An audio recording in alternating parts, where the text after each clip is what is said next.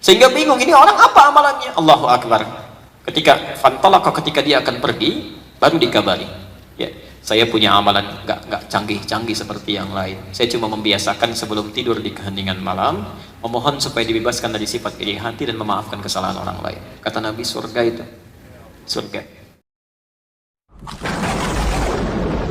La yasqa qaumin qaum, jangan saling cela. 4 hari lalu kurang lebih menerima berita itu, masya Allah. Jadi ada kuli, Bu, Pak, kisah nyata ya, di daerah ujung Jawa sana. Kami sebutkan namanya karena ini orang baik untuk teladan. Namanya Mbah Darjo. Pak Darjo itu kuli-kuli angkat, dan semua diangkat yang kasar-kasar itu.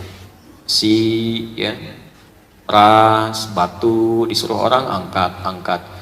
Dan kadang-kala tidak sedikit yang mencela ketika mengangkat itu, direndahkan posisinya. Saya dengan cepat qadar Allah meninggal dunia sesuai ajalnya. Wafat dimakamkan samping orang saleh. 9 tahun kemudian, ini kisah nyata, cucunya meninggal. Cucunya, ayahnya menginginkan dimakamkan di samping kakeknya, Pak Darjo tadi. Begitu akan dimakamkan, spesiesnya nggak terlalu longgar, jadi harus dibongkar sedikit dari makam kakeknya itu. Begitu dibongkar, dalam 9 tahun setelah dimakamkan, bukan cuma jasadnya, kafannya plus papan penutupnya masih utuh. 9 tahun. Apa amalan orang ini? Masya Allah. Ketika ditelusuri kenapa dan sebagainya, tiga keutamaan yang pernah dikerjakan oleh beliau itu. 1, mempertaruhkan tenaga dan keringatnya untuk mendapatkan yang halal, Pak. Lebih baik saya ngangkat yang berat-berat, mendapatkan keringat dan mendapatkan yang halal, dibandingkan mudah dilakukan tapi neraka sudah mengancam. Maka setiap mendapatkan yang halal itu, jatuh keringatnya, itu keringat dihitung itu. Bagian dari pahalanya menjaga tubuhnya, selamatkan oleh Allah. Makanya orang-orang yang mencari keringat, mencari rizki dengan keringatnya, dan tidak pernah terfikir berbuat yang haram, Masya Allah, itu dijamin oleh Quran, Allah yang akan mudahkan hidupnya, menjaga rizkinya. Dari mulai dia hidup sampai dia kembali kepada Allah. Itu ada di Quran surah kedua Al-Baqarah, ayat 172, posisi paling kiri sebelah atas. Nanti ditafsirkan di Quran surah Maryam, surah ke-19, ayat 13, posisi paling kiri di pertengahan. Ya ayyuhalladzina amanu, hai orang-orang yang merasa punya iman, kulu min thayyibati ma razaqnakum, silahkan kamu cari untuk bekal makanmu.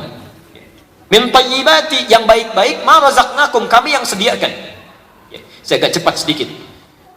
Hukum mencari rizki, hukumnya secara umum ada di Al-Baqarah ayat 168, posisi paling kanan sebelah bawah. Itu umumnya kalimatnya mengatakan begini, ya ayyuhan nasu, hai manusia, kulu mimma fil ardi halalan thayyiban, silahkan cari rizki, dapatkan untuk kebutuhan makan yang halal dan baik. Cara dapatnya halal, dibelikan yang terbaik untuk kesehatannya. Tapi ketika mengatakan pada orang beriman, kalimat halalnya dibuang, Pak. Silahkan cek, ya ayyuhan nasu halalan thayyiban, ya ayyuhalladzina amanu, ketika menyebutkan iman, halalnya dibuang. Kulu min thayyibati ma razaqnakum, silahkan cari yang baik-baik, kami sediakan, bukan kamu yang capek mendapatinya. Kenapa kalimat halalnya dibuang di ayat ini? Kata para ulama, karena orang-orang beriman itu dengan iman ada dalam jiwanya, akan otomatis membimbing mencari yang halal. Jadi kalau ada di sini mengaku beriman, beragama Islam, tapi masih memikirkan yang haram, maka ada masalah dalam imannya. Ada masalah, itu dijaga. Saya mohon maaf. Yang kedua, itu sabar dengan ujian. Begitu cari, dicela, gitu kan? Direndahkan, alhamdulillah. Bukankah bersabar dalam ujian mendatangkan pahala? Apalagi saat dicela, oh masya Allah, itu gratis, Bu. Ini jangan marah kalau sedang dicela, itu memindahkan pahala. Hadis Muslim, nomor hadis 5611 dari Abu Hurairah. Betul, hadza min hasanati wa hadza min hasanati. Kalau ada orang berbuat baik kemudian melakukan keburukan, itu pahala kebaikannya dipindahkan pada orang dizalimi itu. Ada orang sholat, selesai sholat mencela orang lain yang belum sholat. Tuh lihat. Baru ngambil wudhu aja belum, kita udah jamaah kan? Alhamdulillah, ya kan? Nah, itu ketika mengucapkan kalimat itu, maka pahala sholatnya pindah pada orang bersangkutan. Selesai. Masya Allah, berapa banyak pahala yang dapat oleh orang tadi. Yang ketiga ini yang belum bisa saya lakukan sampai hari ini pun, Masya Allah, beliau mengikuti sunnah-sunnah orang-orang soleh sebelumnya, salafus soleh. Ibu, bapak sekalian, ini bocoran sedikit ya antara kita aja di sini hari ini. Ada kebiasaan amalan dari sahabat Nabi sampai generasi setelahnya. Kalau sebelum tidur, itu suka punya amalan-amalan khusus dari petunjuk Nabi. Ada yang baca Quran dulu sampai lelah baru tidur, ada. Kalau ibu bapak, misal ya, nanti dalam waktu senggang baca kitab Imam An-Nawawi, kitab At-Tibyan, Terbitan Darun Nafais itu yang warna kuning, ada 187 halaman, posisi di halaman ke-46, paragraf yang kedua, baris yang ketiga sampai baris kelima. Itu dikisahkan oleh beliau, ada seorang salaf yang kalau mau tidur itu baca Quran dulu, Pak. Ya, biasanya baca Al-Baqarah. Satu waktu tertidur, Al-Baqarahnya belum kebaca. Itu tiba-tiba tengah malam bangun, terkejut dia mimpi, temannya sampai kaget. Masa bakatnya kamu kenapa? Kata orang ini, wallahi laqad latahatil Baqarah. Saya mimpi tadi, saya diseruduk Al-Baqarah. Saking seringnya baca ayat itu sehingga menjadi bagian dari hidupnya. Ada yang sebelum tidur itu suka memohon kepada Allah membebaskan dari sifat iri hati, lalu maafkan kesalahan orang. Ada.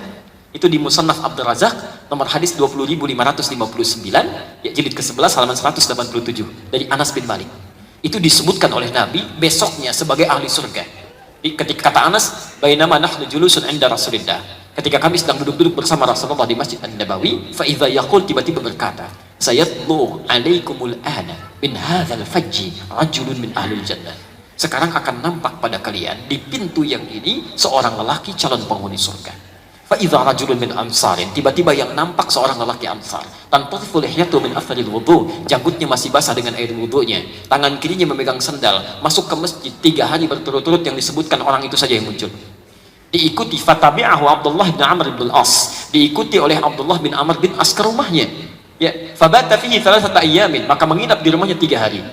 Malam pertama ternyata tidak tahajud. Artinya tidak rutin. Malam kedua, Masya Allah, bacaan Qurannya tidak seindah Abdullah bin Mas'ud. Abdullah bin Mas'ud itu kalau baca Quran lupa, itu malaikat turun. Pernah satu kali beliau baca Quran, tiba-tiba angin bertiup kencang, pohon-pohon sudah mulai bergoyang-goyang. Berhenti, itu berhenti. Baca lagi, nyambung lagi. Saking kagetnya, diam diadukan pada Nabi. Ketika Rasulullah SAW menerima berita itu, kata beliau, tahukah anda at-tadri? At-tadri, tahukah anda, ketika anda sedang bacakan, malaikat berebut turun mendengarkan bacaanmu. Kalau diteruskan bacaanmu akan hancur tempat-tempat di sekitarmu itu.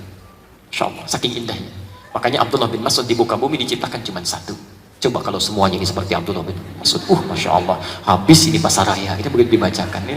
Makanya ketika Bapak Ibu baca Quran, termasuk saya, malaikat gak pada turun. Cuma dicatat pahalanya gitu ya.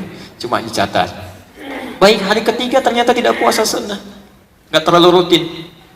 Sehingga bingung, ini orang apa amalannya? Allahu Akbar. Ketika dia akan pergi, baru dikabari, ya, saya punya amalan nggak canggih-canggih seperti yang lain. Saya cuma membiasakan sebelum tidur di keheningan malam, memohon supaya dibebaskan dari sifat iri hati dan memaafkan kesalahan orang lain. Kata Nabi, surga itu, surga.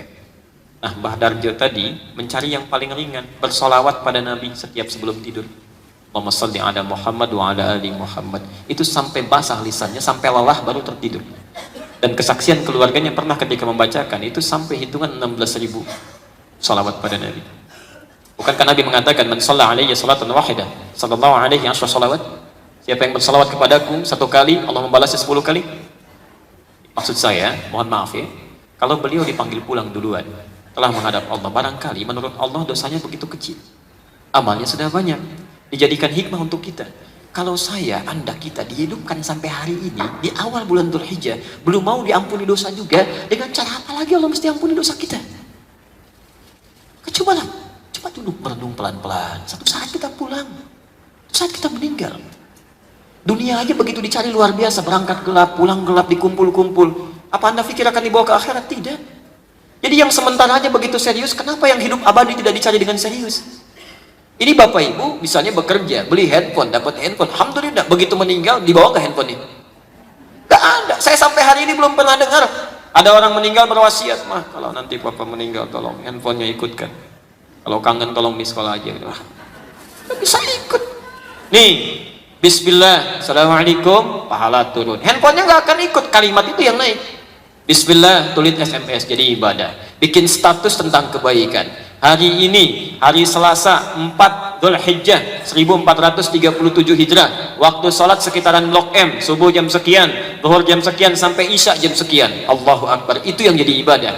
Begitu status anda dibaca oleh orang lain, 10 orang sholat, ingat sholat kemudian sholat karena status anda dapat pahala dari 10 orang itu tanpa dikurangi sedikit pun.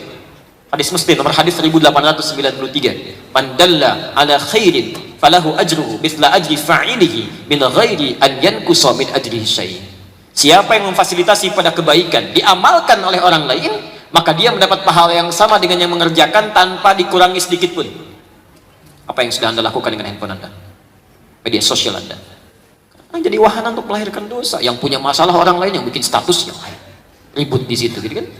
Kadang-kadang yang bukan urusan kita dipikirin juga. Blok M gelap tulis status, hari ini cuaca mendung, ya emang kenapa? Gak ada hubungan dengan kita, mau mendung mau enggak urusan Allah. Kayaknya pasti hujan nih, kalau hujan macet, kalau macet banjir, ustadznya pasti nggak datang kajian, bah, tiba-tiba ketinggalan gitu kan. Nah itu jadi, yuk sekarang sudah hari keempat ya, 6 hari lagi ke depan, rumuskan ini ya, amalan-amalannya ya, mudah-mudahan kita termasuk yang diberikan kesempatan terbaik ya. Sampai sini.